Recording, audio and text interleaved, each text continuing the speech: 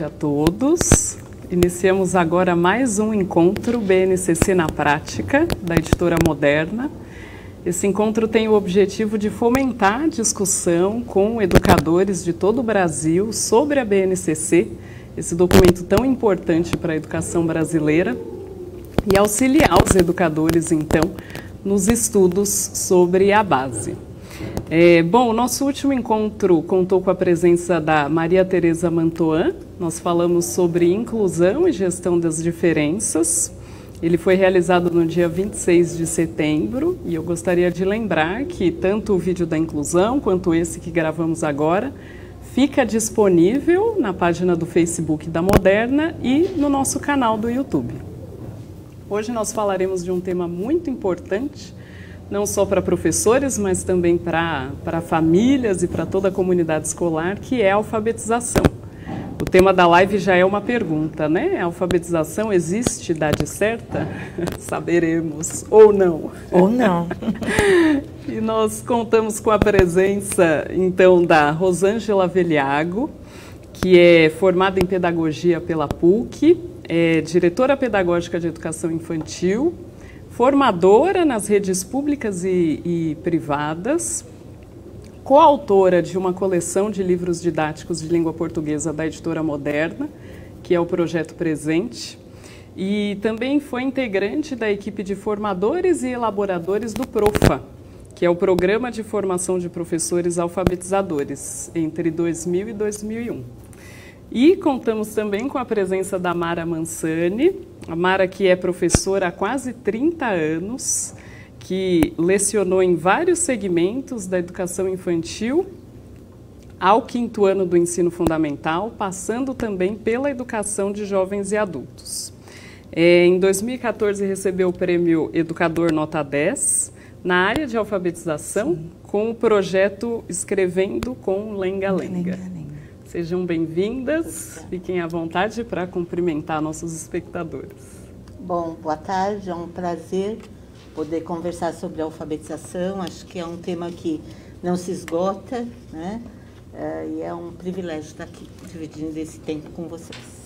Para mim também é um grande prazer, uma boa tarde a todos os alfabetizadores brasileiros, professoras e professores aí que estão nos acompanhando, a todos que interessa falar e colocar a alfabetização como prioridade, né, na nossa discussão, porque se a gente quer construir uma educação de qualidade, a alfabetização tem que estar muito presente. Exatamente. E bom, para começar, já que o tema é esse, eu jogo para vocês essa pergunta. Afinal, existe idade certa para a alfabetização? Bom, a gente entende a alfabetização como um processo que começa desde muito cedo, né? Na escola, desde que os meninos entram na escola, não importa que idade tenham. Esse acesso à língua, acesso ao mundo letrado, é um processo que começa muito cedo. Na verdade, eu gosto muito do que a doutora Emília Ferreira diz, é que não tem uma hora certa para os meninos se alfabetizarem. É a oportunidade de acesso, de reflexão sobre a língua que faz com que as crianças se alfabetizem. Certamente, quando a gente olha para a base, ela aponta para a alfabetização no 1º e no 2º ano. Mas muitas crianças se alfabetizam antes. E isso é uma possibilidade, desde que a gente ofereça boas situações onde as crianças possam pensar sobre a língua. Então, não se trata de nem antecipar o ensino, mas nem de impedir que as crianças pensem sobre a língua, desde que elas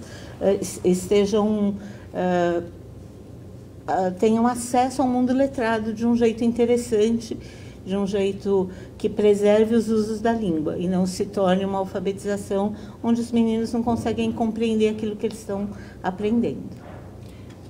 É exatamente isso. Eu penso assim também, como a Emília Ferreira, como a Rosângela vem dizendo, e a gente tem uma ideia muito errônea de que a alfabetização começa na escola, realmente. Crianças que têm acesso a bens culturais, a livros, a um ambiente estimulante em casa, nas suas famílias, na educação infantil, desde muito cedo, desde pequenos. Hoje, a gente fala na BNCC de roda de leitura para bebê, que estão acontecendo já em muitos lugares nesse país. Então, quando a gente tem acesso de uma maneira lúdica, de uma maneira que trabalha esses campos de experiências das crianças desde muito cedo, que ele tem acesso a esse mundo letrado, que não é na escola que começa, é já bem antes, a vida é letrada, né? Quando ele vem já com todo esse interesse, estimulado por pais, por professores, pela sociedade toda, já é o caminho para a alfabetização. Então, eu conheço, nesse tempo todo como alfabetizadora, eu conheço muitas crianças que já entraram na escola alfabetizadas, ou que já estavam à porta de estarem alfabetizadas, porque é processo, como a Rosângela disse, é um caminho, não é um estanque, um ano estamos ali. Lógico que tem países que têm, os Estados Unidos é um pouquinho mais cedo, por volta de 5 anos, mas em média os países bem formados aí, entre 6 e 7 anos, mas ela começa muito antes, porque é processo. Então é nisso que a gente tem que se pautar. Acho que essa preocupação toda de que ano e ficar escolhendo, isso atrapalha muito os professores, as escolas, que começam a não compreender o papel da educação infantil, e a BNCC vem trazendo uma proposta tão incrível para a alfabetização e para a educação infantil, que começa a querer adiantar ações de um processo que acontecem naturalmente, mas que no sistema, né, sistematizado, com o trabalho do professor, pode acontecer da maneira, no tempo certo. E o tempo certo é o tempo da criança. Ótimo. Você usou uma frase que eu acho que merece uma atenção especial, né? A BNCC trouxe uma proposta tão incrível. Então, eu queria que você falasse um pouquinho mais sobre isso. Eu venho com tanto tempo, né? Eu venho acompanhando os estudos da Rosângela. Eu sou formada pelo Letra e Vida, que é a base, é o Profa. Então, eu venho comecei com um estudo tão primitivo, tão atrasado, que eu vejo quando eu comecei o meu magistério, né, as primeiras turmas, e a evolução toda que eu fui nessa aprendizagem de formação em serviço com o Profa, e me transformar na professora que eu sou hoje. É um caminho longo de formação. Mas aí você se depara, você vem lá da LDB, antigamente no estado de São Paulo, os subsídios, né, o chamado tijolão, imagina. E aí você vai vendo o PNAEC, vai vendo todos os documentos que vieram transformando a educação e contribuindo para a gente chegar onde a gente chegou. Mas quando você pega a base hoje, pega a educação infantil e você vai discutir a rotina do bebê, que você tem que pensar...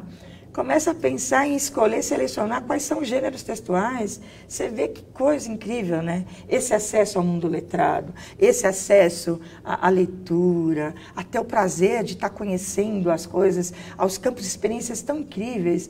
Você fala, gente, a BNCC veio trazer uma grande transformação. Ela tem que realmente ocorrer, tem que ser pela formação. Eu acho que a formação é o nosso grande problema, mas é o nosso desafio, eu acho que é a grande solução também. E eu penso que daqui a uns anos, quando a gente estiver discutindo o que aconteceu, o que ela propunha, né, de todos os campos de experiências todas que as crianças podem ter, porque é um documento orientador, é um norte. A educação infantil sentia tanto isso, né? Eu venho dando formação há tanto tempo, né? E aonde que você quer chegar para ser professora? Qual é o caminho? Eu não sei onde que eu quero chegar. Qual é a formação que eu proponho para essas crianças, né? Aí vem a BNCC e dá com polêmicas, com tantos problemas que ainda... E também um documento para chegar num consenso num país como o nosso, né? A gente está engatinhando até, desafio, né? Primeira base nacional. Então, eu penso que é só positivo. Daqui a uns anos a gente vai colher bons frutos. Você não acha, Rosângela? Certamente. Acho que a base tem muitas questões polêmicas, mas acho que é um avanço, né?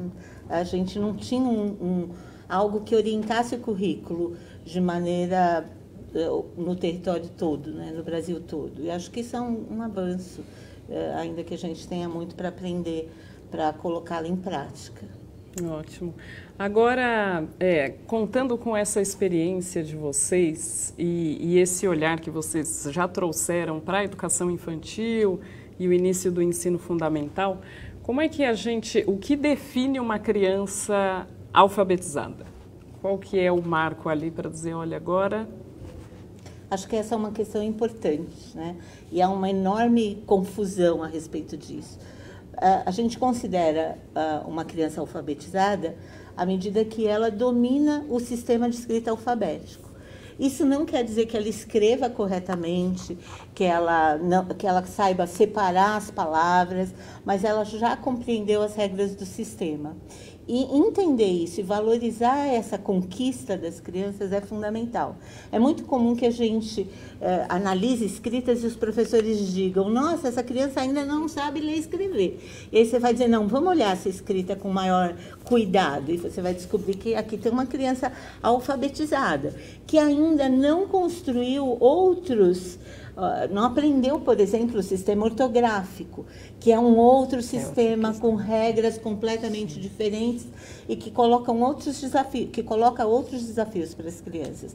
Mas quando elas compreenderam o que a escrita representa e como é essa representação, a gente pode considerá-las alfabetizadas. Vai muito além desse codificar e decodificar, como a Rosângela está falando, porque tem a questão do uso da prática, né? Da oralidade, da leitura escrita na vida mesmo, né? Então, como ela é processo, é lógico que eu tenho que entender aquele código, mas a partir do momento que eu passo a fazer uso dele, eu estou a caminho da alfabetização, né? Você falando de como analisar, ela está alfabetizada. Acho que um grande problema nosso é a avaliação, como é difícil ainda para os professores de maneira geral no país entenderem qual é o passo que aquela criança está, né? O que é preciso para eu criar esse ambiente alfabetizador, essa oportunidade em práticas em sala de aula que realmente faça com que ele avance na alfabetização. Então, acho que muitas crianças estão já a caminho, mas por essa dificuldade na avaliação, de entender esse processo, a gente ainda tem essas dúvidas e causa essa grande conversa no Brasil, né? Está alfabetizado assim, não está alfabetizado? E eu acho também que tem essa questão do letramento que a gente vem trazendo, né?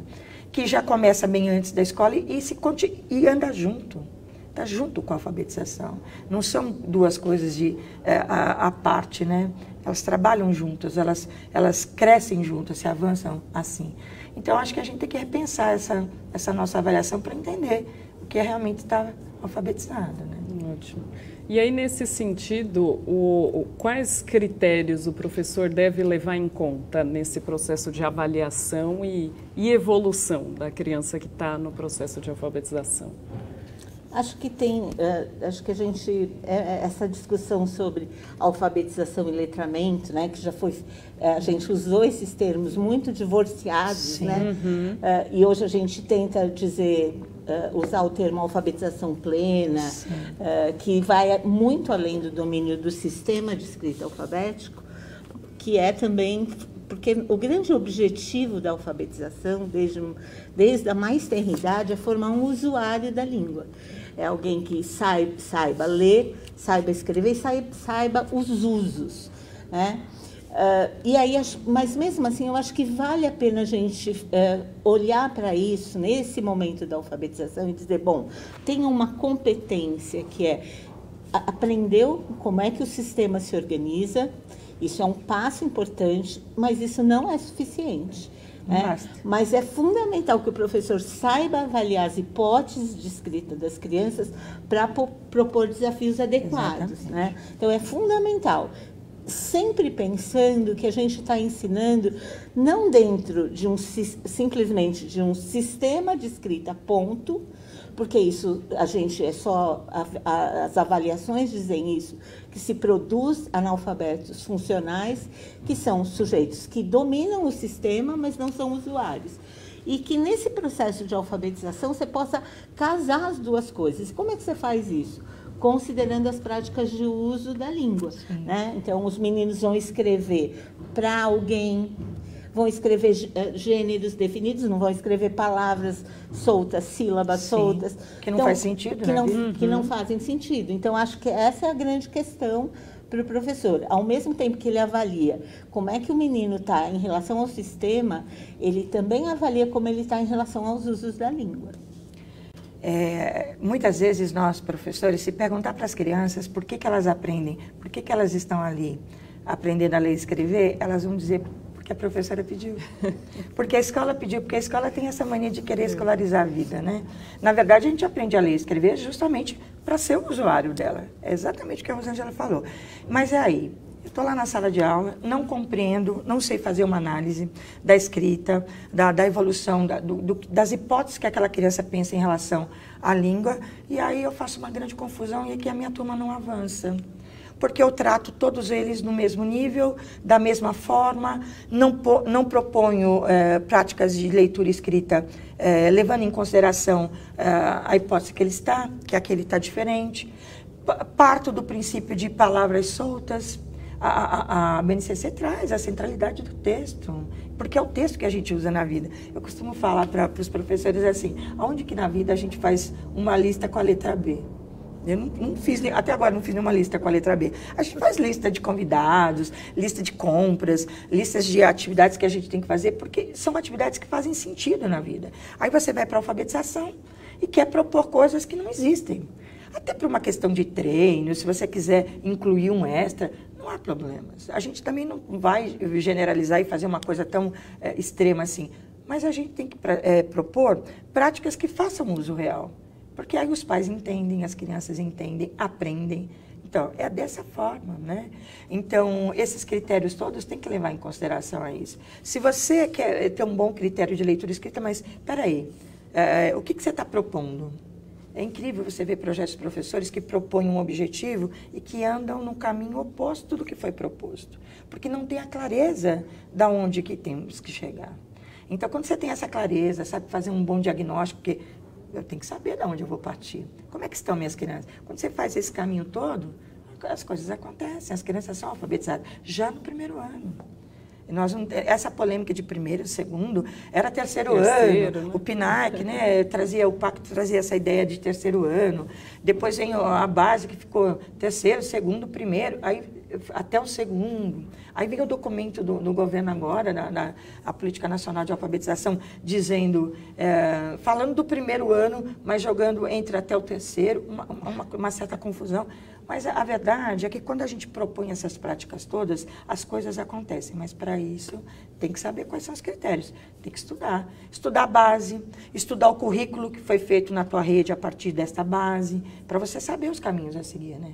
Planejar. Exatamente. Planejamento. Avaliação é tudo, né? Que bom. Olha, nós estamos recebendo várias perguntas. Eu vou, na medida do possível, organizando aqui para contemplar todos. A primeira que eu trago é da Jéssica Cristina. E aí ela começa dizendo, então, o processo de aprendizagem é muito aleatório na infância. Qual método de ensino seria mais fácil para crianças com déficit de atenção? Bom, isso é bem difícil de responder, na verdade, porque cada criança é um sujeito muito singular. E para você saber a melhor intervenção, você precisa conhecer esse sujeito. Agora, há muito diagnóstico de déficit de atenção e que não corresponde, de fato, a um diagnóstico preciso. Quanto menos sentido as crianças encontram na aprendizagem, menos elas se dedicam, menos foco elas conseguem pôr. Da minha experiência, quanto mais a escola dá sentido para a experiência de aprender a ler e escrever, e aí eu discordo dessa ideia de ter um método de alfabetização, porque, na verdade, um método, o sujeito pouco importa, né? Se eu tenho um método, eu tenho passos rígidos. Então, se o menino tem uma escrita pré-silábica ou tem uma escrita alfabética, tanto faz, eu tenho passos pré-determinados. A grande questão, Jéssica, é olhar para o sujeito. Quem é esse menino? Que interesses ele tem? De que ele gosta? De que assuntos brilham o olho? desse menino. E às vezes é encontrando esse caminho que você reverte um processo de fracasso escolar. Acho que tem uma questão na escola, a escola é o primeiro lugar que diz para as crianças quem elas são no coletivo. E isso tem um peso enorme na vida das crianças. E se a gente tiver que fazer uma escolha, a gente tem que escolher mostrar para esses meninos o quanto eles são capazes. E isso transforma a vida das crianças. É muito comum hoje o diagnóstico de déficit de atenção e quando você vai investigar um pouco mais, o menino é desinteressado. Não está a fim de aprender aquilo que você quer ensinar. Então, acho que a gente precisa achar esses caminhos com as crianças e mostrar a elas o tanto que elas são competentes. Isso muda a relação da criança com a aprendizagem. Olha, eu vou contar 2 casos bem curtos de experiências em sala, justamente nesse sentido. Eu recebi muitas vezes crianças que vieram com esse rótulo, com esse diagnóstico de que não aprendem. É uma deficiência, ele não consegue, não vai. E, na verdade, é que eles não foram expostos, não foram participantes dessas práticas todas, porque quando chega na escola, muitas vezes, já tem essa coisa de ele não vai. Não, tem que focar no potencial que ele tem. E um dos anos, pensando nisso, em cursos de formação mesmo, nessa transformação minha enquanto professora alfabetizadora, eu encontrei uma garota que tinha sérios problemas de nascimento e tinha um potencial danado, porque a gente tinha que olhar para ela com aquele olhar de que ela pode. O que ela pode? Quais são as áreas de interesse dela? Ela queria ser modista de roupa, ela queria desenhar roupa. Eu falei, gente, eu vou aproveitar esse tema que ela ama e vou incluir para a turma. Eu vou fazer, não vou colocá-la, eu vou fazer com que a turma venha com ela. E eu criei para ela várias práticas que tinham escriba. Ela não escrevia, mas ela tinha ideias, ela tinha mensagem, ela tinha uma linguagem toda oral. Ela tinha todo um processo que ela podia fazer. O que eu descobri nisso? Na hora das reescritas da turma, no 3º ano, quem que fazia o primeiro levantamento de toda a história? Era ela. Ela tinha uma capacidade incrível de buscar toda a história para os outros reescreverem. Na entrevista para fazer com os pais, ela fez a pergunta, criou uma entrevista incrível e dizendo para a mãe dela, qual foi o seu sentimento quando eu nasci? Então, imagina se eu vou para a minha sala de aula com esse pensamento que ela não pode fazer parte disso. Eu não abro nem uma proposta de alfabetização, independente do método. Não é verdade? Eu fico olhando assim, eu comecei ensinando o babibi-bobu. Eu eduquei turmas, eu alfabetizei turmas com parlendas. Imagina o ano inteiro, quantas parlendas eu vi na minha vida. Como se a vida, a alfabetização se baseasse num único gênero textual que fizesse parte da vida da criança. Então é muito mais amplo. Acho que o primeiro momento é esse mesmo, desconstruir esse olhar e criar propostas, independente do método, né? Construtivismo, a minha linha não é uma metodologia, mas é uma linha, um percurso que eu acho que positivo, mas se o professor estiver preparado e bem formado, ele vai encontrar, independente do método, qual é o melhor caminho. Então, eu penso que aí está faltando um pontinho de formação. E muitas vezes é a rede, é a escola. A gente não pode estar sozinho em sala de aula. A gente tem que se unir, tem que criar redes mesmo. Na escola, no Brasil, onde for possível. É isso mesmo. E sobre essa questão do professor, vocês percebem um vácuo entre a formação inicial do professor, a formação acadêmica e o que se realiza em sala de aula, as diversidades que estão postas ali, como é que esse professor se forma como um professor alfabetizador? Bom, cada vez mais esse é um problema, né? A gente tem hoje em dia uma formação inicial muitas vezes com muitas falhas. E não é só isso, na verdade, né? A gente, como educador, quando chega a ser um educador, muitas vezes não foi formado para ser um leitor e um escritor, alguém que é usuário da língua. Como é que alguém que tem como matéria-prima a língua, não gosta nem de ler e nem de escrever. Convencer as crianças que isso é importante é muito difícil, se você não é alguém que escreve e lê. Claro. Acho que tem um problema na formação inicial, sim. Hoje há bons cursos de pedagogia focados nas questões da didática, né? Porque na pedagogia é difícil discutir didática, né? Como é que você vai pensar a didática da língua? São poucos cursos. Mas acho que tem uma outra questão que a Mara levantou e que eu acho que é fundamental. Ela diz, a gente não pode estar sozinho. A escola precisa ser um espaço de construção coletiva, né? E de formação continuada. Então, mesmo um professor que chega numa escola com pouco conhecimento, ele precisa encontrar na escola outros educadores que vão pensar junto o trabalho. Acho que essa é a grande riqueza. Agora, de fato, eu posso falar da minha própria formação. Eu fiz uma boa universidade, mas quando a minha primeira sala de aula, eu pensava, de onde eu começo? Né? Onde eu vou começar? Por onde eu começo isso aqui? E era muito complexo para mim. Mas eu fui primeiro eu fui entendendo que um professor precisa ser um estudante para o resto da vida. Para o resto da vida. E não é só um professor, né? Um médico, um dentista, um publicitário, todo mundo hoje continua estudando. E, por outro lado, você precisa de parceiros que vão te ajudando. Acho que a gente tem pouco no Brasil, e em outros países isso existe, que é uma formação que vai inicial, mas que tem tutores que vão discutindo as áreas de conhecimento, né? E isso nos falta, mas eu acho que a gente tem caminhado para o sentido, pelo menos, da formação continuada, de pensando essas práticas no âmbito da escola mesmo, já vindo com uma formação que não é a melhor, mas que é a que temos. Sim. Eu venho participando de umas discussões no Todos pela Educação sobre o perfil do professor que a gente quer formar nas nossas universidades, que realmente estão longe ainda da realidade. Mas a gente não tem nem ainda... Estamos caminhando nisso, na construção desse perfil. Se a gente conversar com todos os professores, quem é da educação, até os pais, ou até as crianças, e perguntar o que é um bom professor, eles vão falar vários elementos. Do senso comum, a gente vai levantar vários. Mas, positivamente, efetivamente, o nosso país tem definido uma política pública de formação que sabe do perfil do professor, até do alfabetizador. Quem é esse bom alfabetizador, né? Então, isso é um ponto que a gente tem que refletir e agir juntos para que realmente aconteça, porque isso é um dos problemas. A formação tem que ter um norte. Eu acho que estamos caminhando nisso. Agora, na sala de aula, tem que ter rede.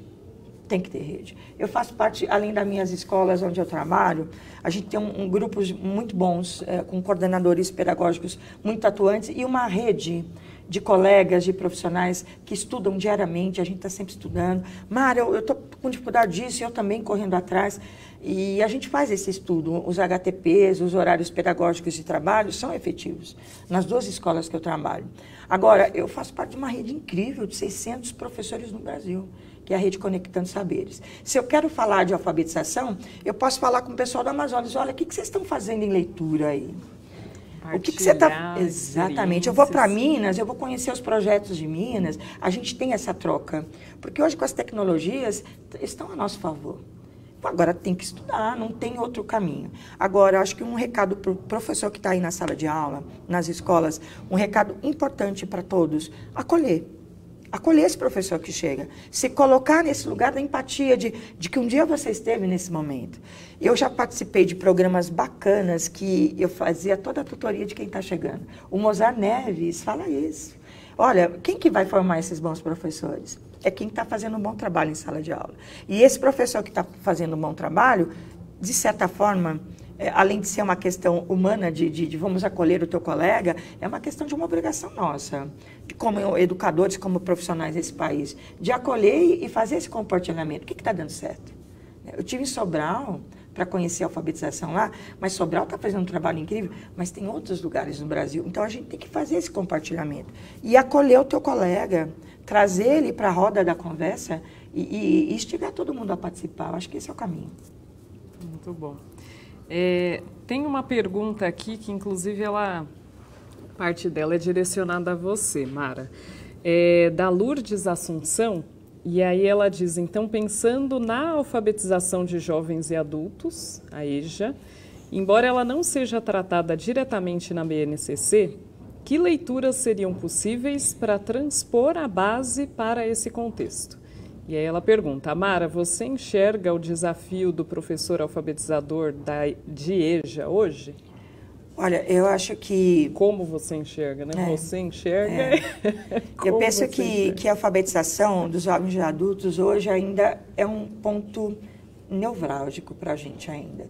A educação infantil saiu daquele limbo, né? Eu pensava que era um limbo, assim, que é professora, é cuidadora, não era enxergada até pelos próprios colegas como um profissional da educação. E a EJA se inclui nisso. Eu trabalhei muitos anos com a EJA. E ainda falta, realmente, volto a falar, uma política pública nacional ou uma política de Estado que pense a educação dos jovens e adultos. E aí a gente tem ainda milhares de analfabetos nesse país. E muita gente que vai para a educação de jovens e adultos desiste e se evade por milhares de motivos, mas um deles é porque não teve uma aula adequada para a idade dele. Aí os professores, que são os alfabetizadores, vão para a educação dos jovens e adultos e querem propor um caminho, uma metodologia, uma forma de ensinar como as crianças, com temas infantis. A base perfeitamente da alfabetização, você pode usar tudo que está lá para alfabetizar os adultos, mas pegar temas significativos, né? Eu lembro de turmas que eu alfabetizei usando até os livros queriam tirar carta, né? Vamos tirar carta. Então, vamos usar aquelas placas todas que a gente tem que ler. Olha que material incrível para alfabetizar, né? A História Moderna também tem seus materiais. Então, a gente tem que buscar os temas que tocam essas pessoas, né? Que são importantes. Ah, se são senhoras, eu lembro de manuais de lavar roupa. Olha, sabe lavar roupa perfeitamente, lavar uma roupa escura e criar um manual, escrever, você vender o seu próprio material ou usar para ensinar outras pessoas. Isso é incrível. E milhares de outros temas significativos. Mas a base, dá para você usar o que ela diz, o norte dela para a alfabetização para os jovens e adultos. Dá, só que você tem que encontrar, conhecer, fazer o diagnóstico lá da tua área, não só o diagnóstico de leitura escrita, mas o diagnóstico realmente de quem são essas pessoas. Quem está com você? São jovens que foram, de certa forma, desculpa a expressão, expulsos da escola? Porque chegou lá nos 15 anos, já foi para o EJA, vamos dar uma empurradinha para ele ir para o EJA, né? Então, a gente tem que conhecer a nossa turma. Conhecer para propor um planejamento voltado para os interesses e necessidades de aprendizagem dele. Aí funciona. Então, não dá para pegar... É tão importante para esse público, né? Que muitas vezes vem de um percurso já, digamos assim, de um fracasso escolar e que volta para a escola vem marcado com precisa isso. E muitas de vezes um olhar o que você atencioso. mais precisa é desconstruir esse fracasso, não como uma responsabilidade individual, mas como um processo coletivo, né? É mais difícil eu faço um trabalho voluntário com alfabetização de adultos e o que é mais complicado é você fazer ele acreditar que ele pode aprender ou que ele descubra que ele já sabe, né? Que às vezes ele já está alfabetizado e ele diz, não sei ler e escrever. E, não, mas espera um pouquinho, vou te mostrar como você sabe. Acho que essa desconstrução dessa ideia sobre si mesmo é fundamental.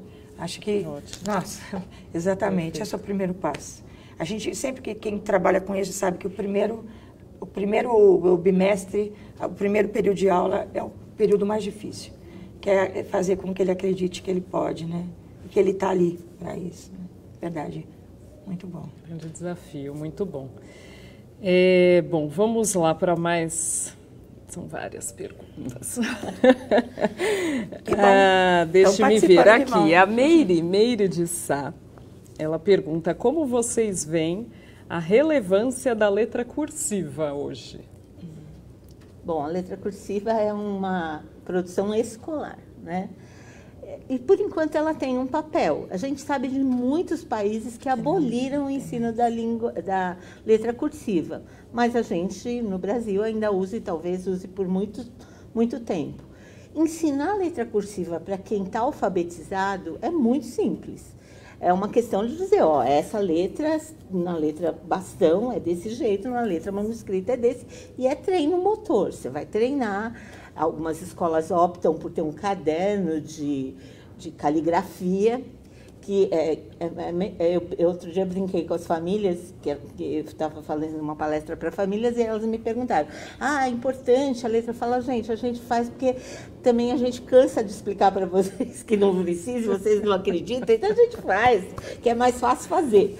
Mas, de verdade, isso é muito simples depois que os meninos estão alfabetizados. O que acontece é que, às vezes, o professor quer ensinar isso antes de que o menino entenda o sistema, aí é mais complicado, demora um tempão. Depois que os meninos se alfabetizaram, é uma questão de treino.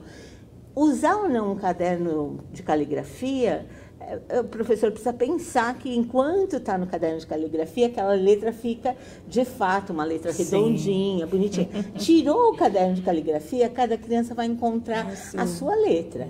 Agora, o que a gente tem que discutir com as crianças é que, se a gente escreve para ser lido por alguém, o que eu escrevo tem que ser legível. Exatamente. Né? E a questão da letra cursiva, ela tem uma finalidade, que é escrever mais rápido.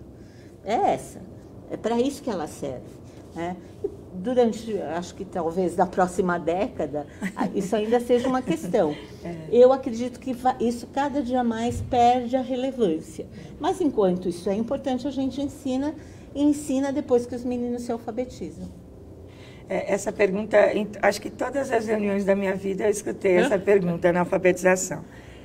Exatamente. Está alfabetizado, a gente passa para a letra cursiva, que é interessante que ele faça uso de todas as letras, que reconheça, mas o que importa é realmente ser legível. Está sendo compreendido a tua mensagem que você está escrevendo? Agora, que as crianças não saibam. É um tormento fazer caderno de caligrafia. Não há essa necessidade. E outra coisa, você vai no mercado, como é que são as escritas que saem lá? Nos rótulos, no cupom fiscal que você recebe, você vai na farmácia. Só os médicos que continuam ainda no manuscrito com grandes problemas. Né? Você vai no banco, você vai... A nossa vida social, os livros, é tudo com letra de imprensa, não é a letra manuscrita. Eu acho que a tendência é, como os outros países, de abolir realmente. Mas, tudo bem. Vamos caminhar, gente. Ainda há necessidade, vamos trabalhar. Então, o segundo ano que eu tenho uma turma de alfabetização primeiro ano e uma turma de alfabetização segundo ano. No segundo ano, a gente está lá aprendendo a grafia da letra manuscrita. Mas é processo. É bem tranquilo. Não ficou aquele tormento do primeiro ano, quando eu não consigo identificar e separar uma letra da outra. É difícil de compreender o processo. E aí fica muito mais difícil quando você começa pela letra manuscrita. O caminho é outro. Mas depois disso, é o que você já falou, flui. Vamos lá. As primeiras saem os garranchos, como as crianças dizem. E depois a coisa vai evoluindo. Mas eu acho que a tendência vai ficar só para convite de casamento, tá? Né? E para os médicos. Os médicos vão ter que... Os médicos já estão informatizando. Isso. Para entender e não dar tantos problemas de médicos, remédios errados. Né?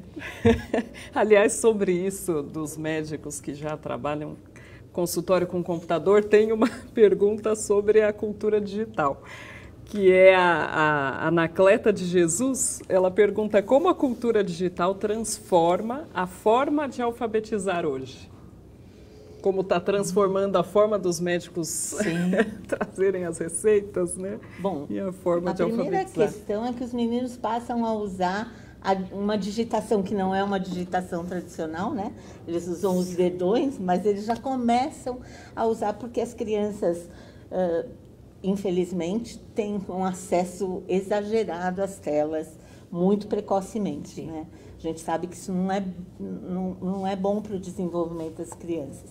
Mas a escola precisa ser um lugar de trazer os objetos digitais, trazer a cultura digital. Então, a possibilidade dos meninos usarem os computadores para as pesquisas, poderem escrever num computador, é incrível essa possibilidade, né? Eu sempre digo, eu escrevo livros didáticos e eu, quando encontro com gente mais velha que eu, que ainda tem gente mais velha que eu que escreve livros, e eu pergunto, gente, como era escrever um livro numa máquina de escrever, né? porque é um trabalho tão exaustivo, e você pensa, bom, o computador, ele favorece demais a produção de texto, né? Você pode recortar, colar, Sim. copiar, inserir textos com muita facilidade. Então, eu acho que essa é uma das questões. Outra é trazer os objetos digitais, trazer a informação que os objetos digitais propiciam para a sala de aula e usá-lo sem essa brigar, traz, não traz. Não, gente, a cultura digital está aí. Os meninos estão imersos nessa cultura. E é fundamental que a escola vá encontrando formas de usá-la, né, com sabedoria. Acho que a gente está vivendo uma transição, né, mas é fundamental. Se for analisar, uma coisa bem simples, é a evolução do texto na humanidade, né? O texto que a gente está em acesso nas redes, nas escolas e nos ambientes todos que a gente circula, eles já não são mais o mesmo, né? Tem infográficos, imagina, o primeiro ano faz infográfico, né? Infográfico ensinando questões básicas de cuidado com o pai, com a mãe, olha, dos filhos cuidarem dos seus filhos, como é que os pais cuidam dos seus filhos, através de infográfico. As crianças, nós todos estamos expostos a tudo isso. Então, como não usar? Como se fechar no nosso caramujo? Não existe isso, né? Eu acho que é bem positivo. Um tablet em sala de aula, um tablet pode fazer grandes evoluções, né? De escritas, de conversas, de práticas orais. Nossa, pode transformar uma sala de aula. Agora, certo, o cuidado com a exposição tão cedo e por tanto tempo, né? E também porque a gente tem que aproveitar essas tecnologias como instrumento, não como fim, né? Elas são instrumentos para facilitar essa interação toda com a língua, com a vida, com as outras pessoas. Então, acho que é benéfico demais para a alfabetização. Porque olha os textos multimediáticos, aí, tanta coisa que a gente está exposta aí. Mas isso vai do professor também, estudar essas tecnologias e trazer para a sala de aula. Eu uso muito em sala as tecnologias e nem todas as vezes eu tive acesso a ela, porque a realidade não é essa, né? 84, acho que, por cento das escolas brasileiras têm o básico. O básico é água, luz e esgoto. Nós não chegamos ainda. Se você for pegar as regiões mais distantes aí do país, então nem isso a gente tem. Só que as crianças estão ali com o smartphone, o telefone, incrível. Aí você vai falar com uma criança que está em período de alfabetização, tímida. Você vai entrar na página dela lá do YouTube, ela é uma tremenda youtuber que dá uma aula para você. Ou de maquiagem, ou de brinquedo, ou de brincadeira, ou de construir alguma coisa. Pega esse interesse todo e esse uso da tecnologia que ela já tem muito e aproveita para você fazer um planejamento em rotinas que usem a tecnologia em sala de aula, que você vai ver como a alfabetização vai se potencializar ainda mais. Acho que é o caminho. Muitos caminhos, né? Joia, vamos para mais uma pergunta aqui. Uma pergunta da Miriam Santos Silva. Eu queria que vocês falassem um pouco sobre a alfabetização de alunos autistas. Aliás, eu queria até relembrar que nós tivemos no mês passado uma discussão muito interessante sobre inclusão e gestão das diferenças, que está aqui no Facebook da Moderna e no nosso canal do YouTube, viu, Miriam? Mas, então, se vocês puderem falar um pouquinho sobre isso. Bom, quando a gente fala de crianças autistas, a gente fala de um espectro, né? Então, há muita diversidade no que a gente chama de crianças autistas. Eu tenho vivido uma experiência interessante numa das escolas em que eu trabalho, de um menino dentro do espectro autista, e que, de repente, a gente foi encontrando o que ele gostava, né?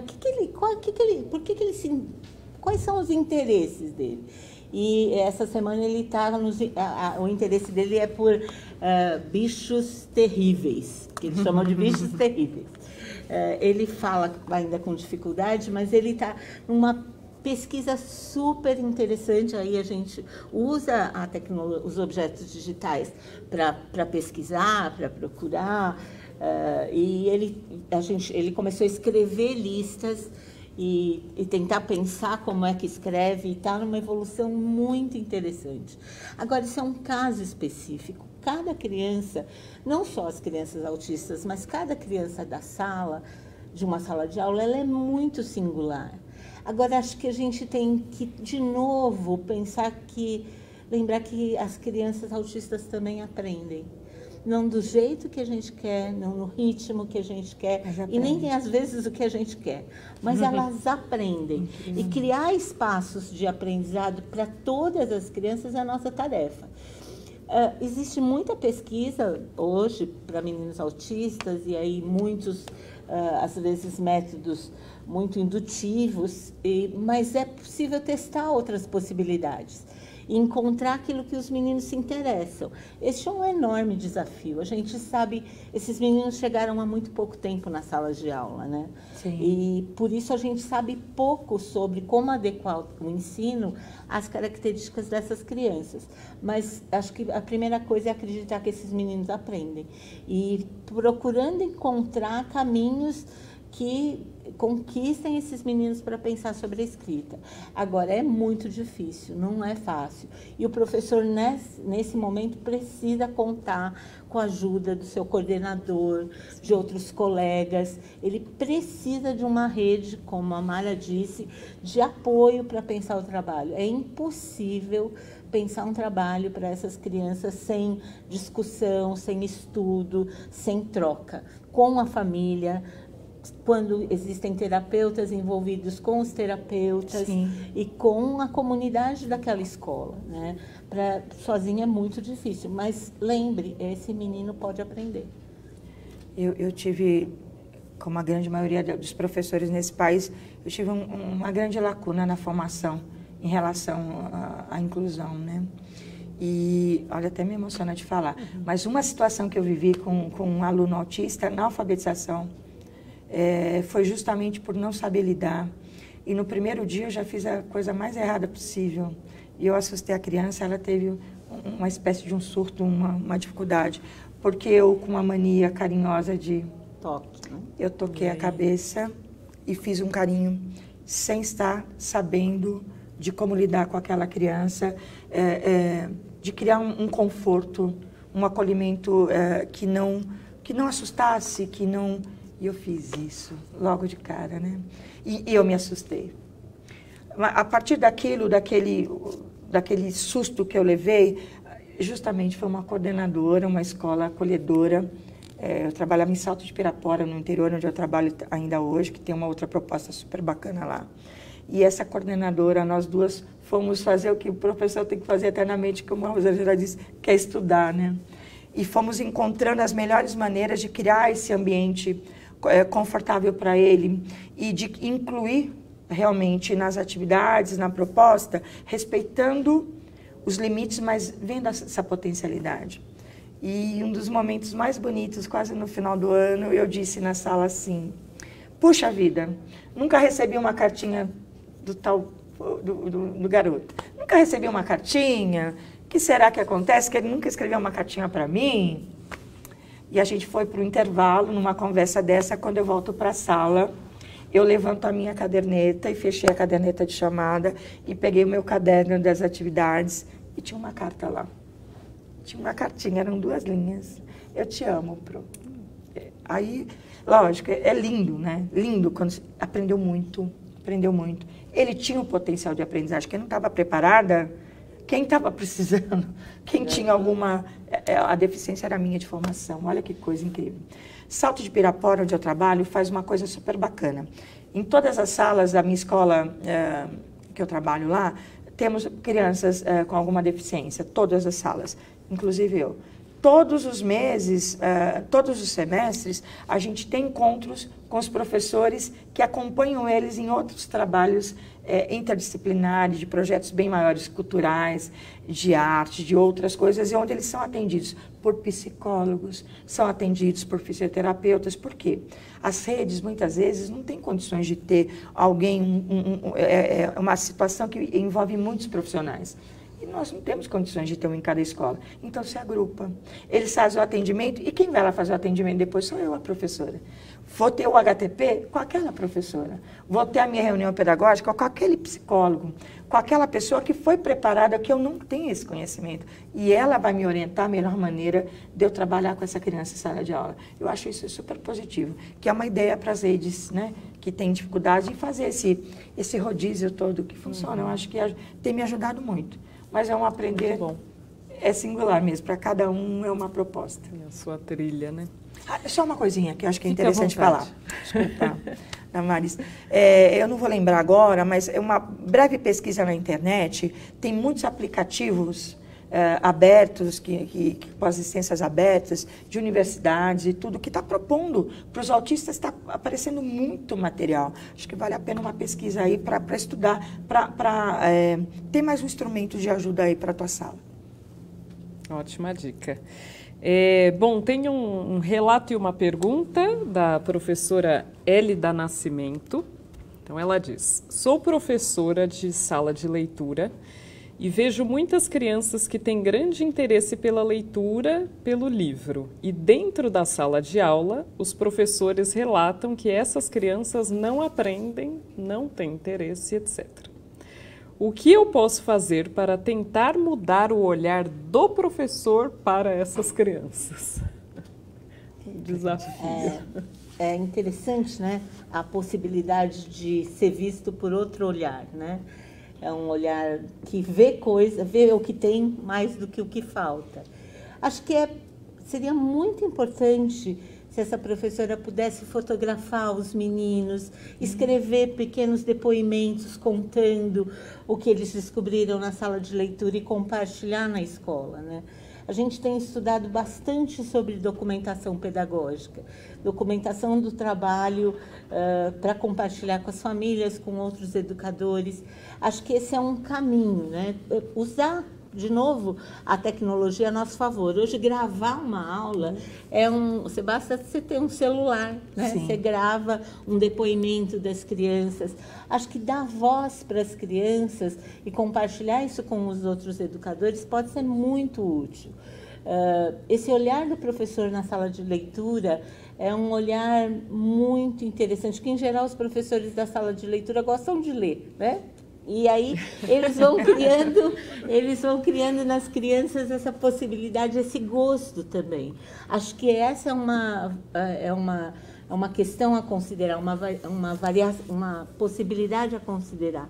E pensar em escrever pequenas histórias daqueles meninos, gravar áudios deles fazendo indicação literária dos livros que eles mais gostaram e colocar isso na escola. E aí, olhando, os professores vão acreditar, né? Na sua palavra e também nos seus dados, né? A gente precisa de dados para ir convencendo os outros educadores. Acho que essa é uma possibilidade. Eu acredito totalmente nessa. Eu penso nem só nesse caso, em todos, quando você tem aquela resistência, seja para o diretor, para o coordenador, os professores, quando tem alguma resistência, só acredita com dados e com resultados que realmente apareçam. Então, acho que é muito positivo isso. Eu sugiro até um programinha, assim, tipo TV Leitura, de gravar as crianças. Eu fiz muito isso com as crianças. Vamos gravar aí o livro que você está indicando e por que você está indicando. Legal. Faz o trabalho de escrita, registra, ajuda a registrar, já usa para alfabetização. Grava essa criança falando, cria um programa da escola. Agora, um ponto muito importante, quando acontece em casos assim, é porque não há uma unidade. A gente tem que entrar na escola, professor, diretor, coordenador, funcionários, seja da limpeza, seja a merendeira, todos nós somos educadores. Eu sou a professora alfabetizadora, mas todos nós somos educadores. Esse papel de todo mundo tem que ser respeitado. E às vezes, falta aí um trabalho na gestão de incluir um projeto, alguma ideia, alguma proposta de unidade. O coletivo é muito importante. Eu lembro de uma vez que eu cheguei, morava muito longe, mais de 80 quilômetros eu viajava para dar aula. Cheguei na minha sala desesperada, problema de trânsito e tal. Cheguei na sala desesperada, A dona Maria, que era a cuidadora da limpeza da escola, estava dando uma aula na minha sala, esperando na porta e falando para as crianças, vamos lá, suco gelado, cabelo arrepiado, qual é a letra? A, B. Eu falei, gente, que potencial que é essa educadora. Então, todos nós somos educadores, né? Agora, uma proposta realmente que mostre resultados, um painel, um mural de indicações literárias, que mostrem que esse professor não conhece esse aluno. Não conhece esse aluno. Agora, ele apresentar, essa pessoa, apresentar para os professores, olha que aluno você tem aí, olha, estamos juntos, hein? Eu topo trabalhar com você na tua sala. Quer fazer um trabalho comigo? Fazer essa proposta. Muitas vezes a gente não faz a proposta, tem que cutucar o outro, para o outro comprar essa ideia e ir junto, né? Pelo coletivo mesmo. Ótimo. E nesse contexto de que todos somos educadores, acho que cabe falar um pouquinho sobre a participação das famílias nesse processo de alfabetização das crianças, né? O que vocês acham sobre isso? Acho que as famílias, essa parceria escola-família, ela é fundamental. Quanto mais ajustada ela mais resultado a gente tem. Acho que uma enorme contribuição que as famílias poderiam dar é ler para suas crianças em casa. Né? Se toda a família lesse para o seu filho diariamente, a gente teria uma revolução neste país. Quando a gente pensa, é engraçado que quando a gente pensa na escola particular, e, por exemplo, todos os meninos na escola particular se alfabetizam ao final do primeiro ano. Ué, mas o que acontece? Por que os meninos... Raramente você tem meninos que não se alfabetizam. Por quê? Qual é a diferença entre os meninos da escola pública e os meninos da escola privada? Não é de inteligência, não é de capacidade, é de oportunidade. Sim. O que acontece com algumas famílias das escolas particulares? Os meninos têm mais contato com a língua escrita, desde muito cedo, vêm sentido em ler. Conhecem histórias, conhecem músicas, conhecem brincadeiras, lenga-lenga, né, Mara? E isso faz toda a diferença. Se a gente pudesse ganhar as famílias para lerem para os seus filhos, para contarem histórias, para brincarem, para valorizarem a cultura, aquilo que a gente tem chamado de cultura da infância, né, que são as músicas, parlendas, histórias que a infância constrói, né, que preserva, já seria uma grande coisa. Outra coisa que eu acho que a gente tem que tomar cuidado é querer que os pais ensinem como a gente. Né? Não, você tem que ensinar do meu jeito. Não, eles não são professores. Eles estão na função de pais. Sim. Quando algum pai me diz, como é que eu faço para ensinar a lição de casa? Eu não sei ensinar desse jeito. Eu digo para ele, ensine do seu jeito. E a única coisa que eu te peço é, valorize o trabalho da sua criança. Olhe para ela e fala, nossa, como você está indo bem, olha como você tentou, olha aqui que esperto que você está, olha, você já sabe um monte de coisas. Acho que isso garante um bom percurso escolar para as crianças. Eu acho que se as famílias investirem na leitura, investirem nas conversas, elas contribuem muito. E a escola tem que ouvir as famílias também. Acho que essa é uma outra questão. Sim. Muitas vezes a gente olha para as famílias como se elas atrapalhassem. Às vezes eu brinco, vocês querem dar aula para um orfanato, onde não tem famílias? Porque as famílias são parceiras, né, da educação das crianças. Acho que a gente precisa chamar as famílias mais para a escola, não para reclamar das crianças, mas para partilhar os resultados, para partilhar as dificuldades, partilhar as conquistas. Acho que a gente precisa trazer mesmo as famílias para a sala de aula de outro jeito. Muito importante. Eu penso que é ter esse olhar compreensivo mesmo. Infelizmente, é difícil, não é fácil, mas é uma verdade, uma realidade brasileira, como a gente tem dificuldade, né, de acolher essas famílias, entendê-las, saber das suas limitações, como a Rosângela disse, eles não são os professores somos nós. Então, não dá para você esperar o que ele não está preparado para dar, porque até você como professora que tem formação, tem dificuldade, não é? É assim. As famílias que eu trabalho já nesses 30 anos de magistério são todas minhas parceiras.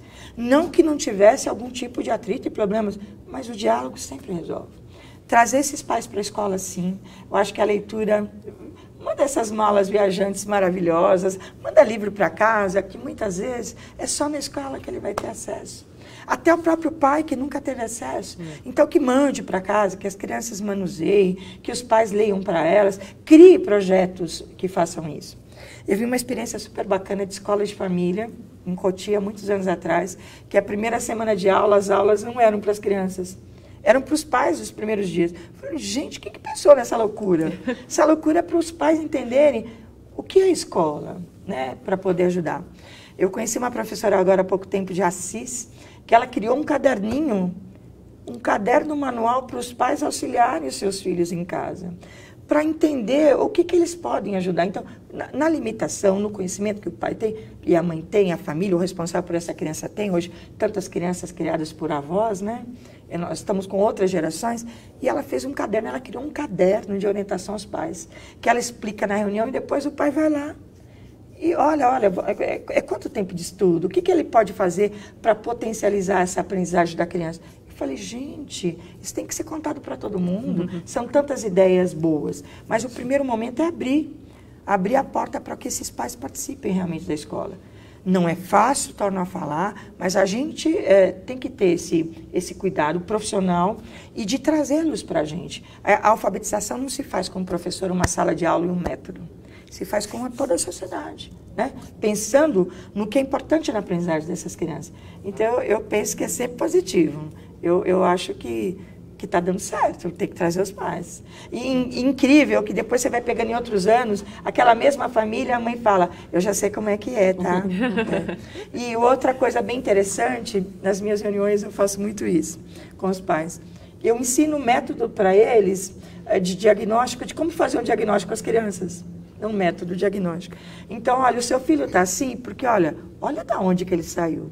Olha como é que ele escrevia. Olha como ele estava pensando aqui. E vou mostrando no portfólio, e vou contando as experiências. Até o... Nossa, mas ele caminhou muito.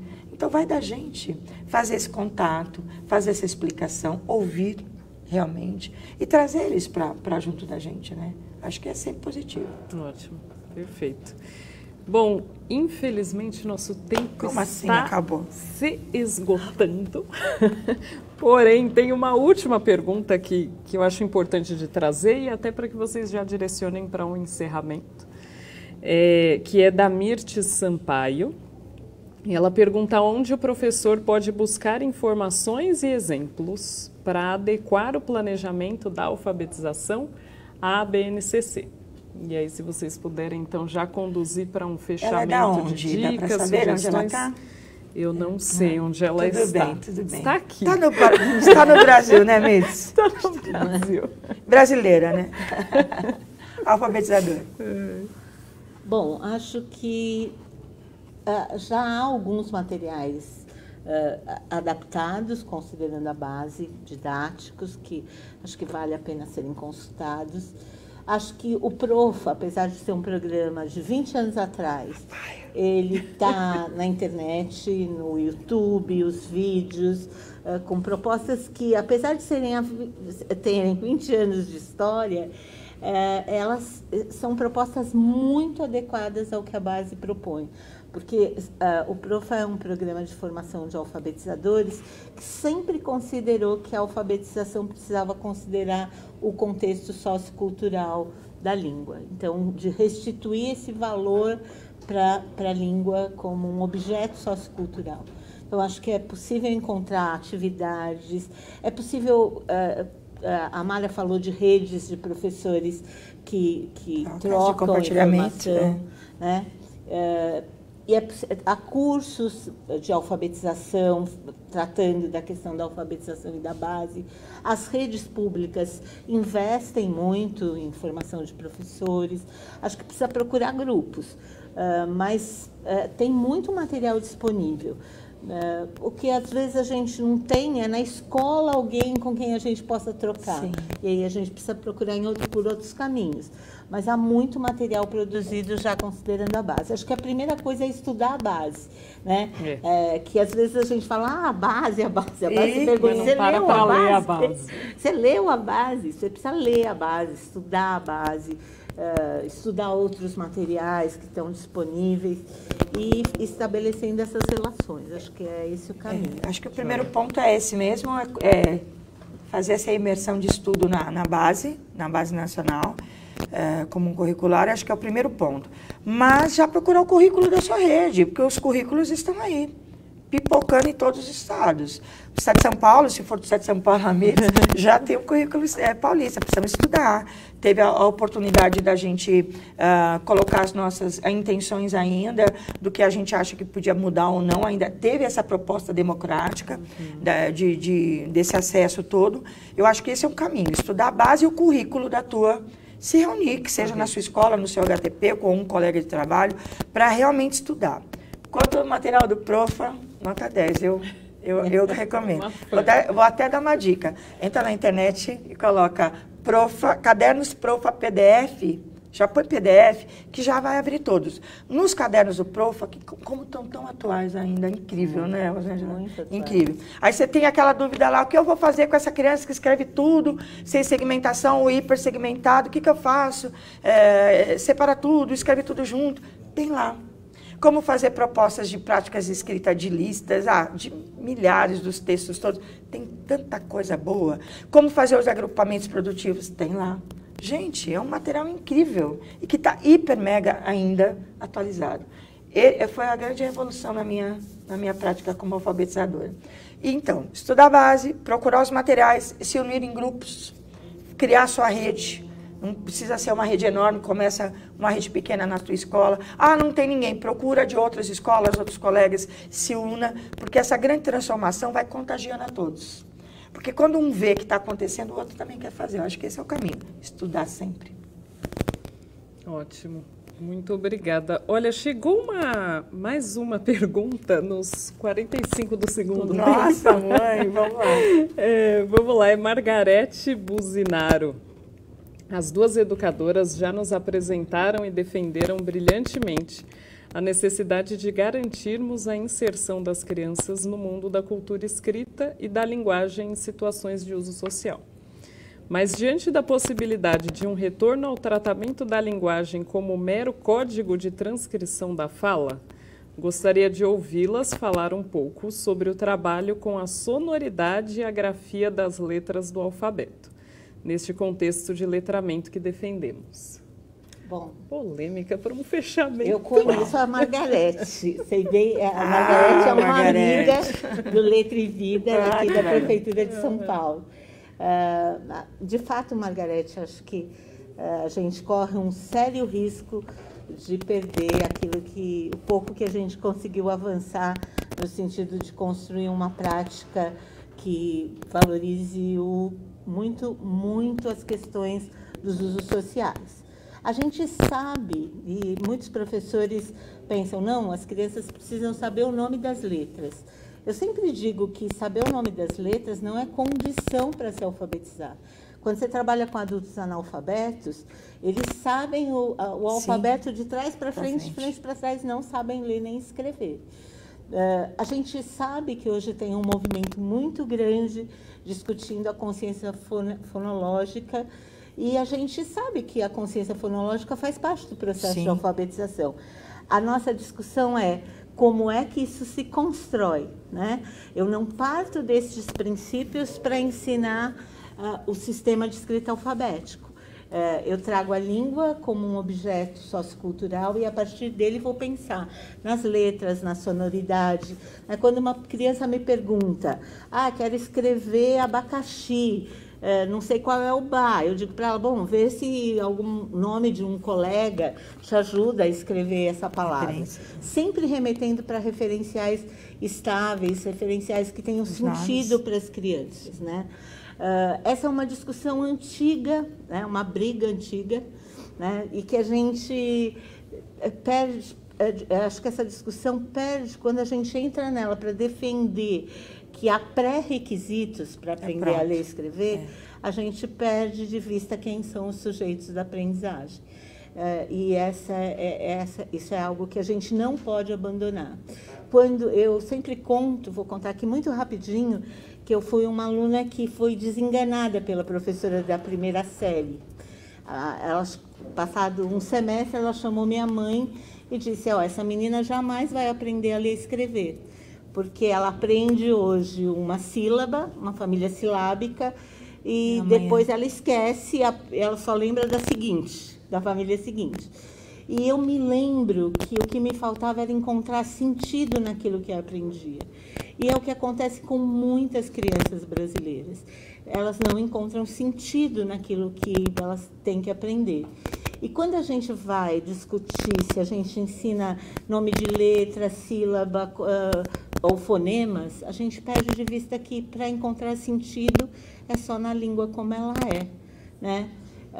É muito interessante que a gente não se esqueça disso. A gente não está formando, não quer formar decodificadores. Exatamente. A gente quer formar usuários da língua. E para isso, a escolha metodológica faz diferença. Faz diferença. Eu vou falar uma coisa bem rápida do que aconteceu comigo.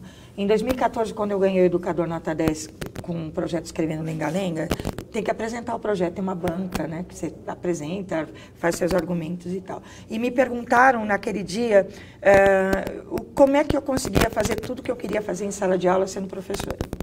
E eu disse que eu faço tudo o que me mandam e faço tudo o que eu quero e algo mais. Foi nesse sentido. Pensando nisso, no que propõe a base é realmente a base, é o ponto de partida, não necessariamente eu tenho que ficar naquilo. Exatamente como a Política Nacional de Alfabetização nesse sentido.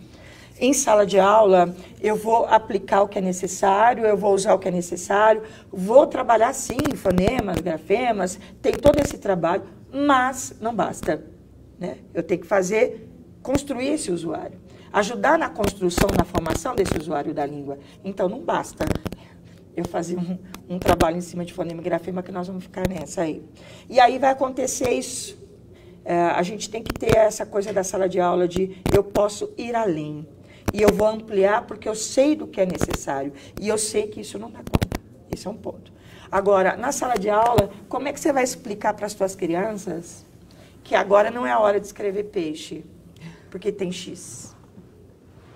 Não, peixe é quando chega a letra P. Olha, sinto muito. Não funciona dessa forma, não é dessa maneira. Então, não faz sentido a gente se fechar num círculo e fica vicioso naquilo. A gente tem que abrir os horizontes. E acho que a grande mensagem é com a base, porque ela propõe um caminho, mas que ele não é um caminho fechado, que se amplia para toda essa possibilidade que a gente tem de a partir dela, usar o máximo e fazer o máximo pelas nossas crianças para alfabetizá-las. Então, eu acho que é isso, não é? Não tem como a gente... suco gelado, as brincadeiras de criança dão mais conta de ensinar o alfabeto do que copiar eles, tá? Ótimo. Olha, queria agradecer muitíssimo, foi uma delícia a nossa conversa. Tenho certeza que todos que nos assistiram vão colher muitos frutos daqui para frente, aliás, de um estudo que já vem sendo desenvolvido, mas foram muitas questões trazidas muito pertinentes. Obrigada pela participação de vocês, pela conversa tão agradável. Eu que agradeço o convite e a oportunidade de falar com os educadores nesse país. É um prazer estar com vocês. Foi pouco tempo, eu acho. Acho que foi pouco tempo, acho que tinha que voltar. Porque foi muito bom, é muito bom falar sobre alfabetização. E vai além do prazer, né? É uma responsabilidade, uma obrigação de todos nós, educadores desse país. Se a gente quer que a alfabetização realmente aconteça, vamos estudar, mas vamos nos unir pelo objetivo comum, que é a aprendizagem das nossas crianças. Esse é o sentido, né? Que bom estar aqui. Ótimo. E eu queria agradecer a todos pela participação. Gostaria de convidá-los para o nosso próximo encontro, que vai acontecer no dia 28 de novembro. Falaremos sobre o ensino médio, com a participação de Ana Penido e Priscila Cruz, vai ser do Todos bom, pela Educação. Nossa, vai ser muito bom. Conto com a audiência de vocês. Claro. Vou mandar perguntas. Tá? Isso. Bom, eu gostaria de lembrar que esse vídeo, todos os outros ficam no Facebook da Moderna, também no nosso canal do YouTube. Muito obrigada a todos. Obrigada.